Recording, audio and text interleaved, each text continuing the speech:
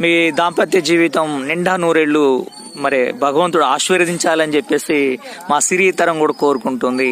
దేవుడి యొక్క ఆశీస్సులు మీ మీద మెండుగా ఉంటాయని చెప్పేసి కోరుకుంటున్నాం.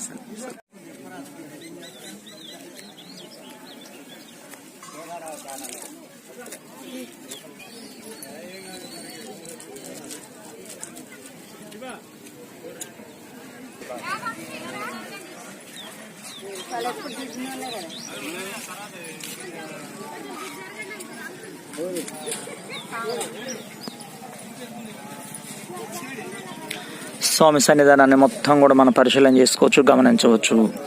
ముఖ్యంగా స్వామిని దర్శించలేని వాళ్ళు, ఇంకా దర్శించలేని వాళ్ళు స్వామి సన్నిధికి రండి.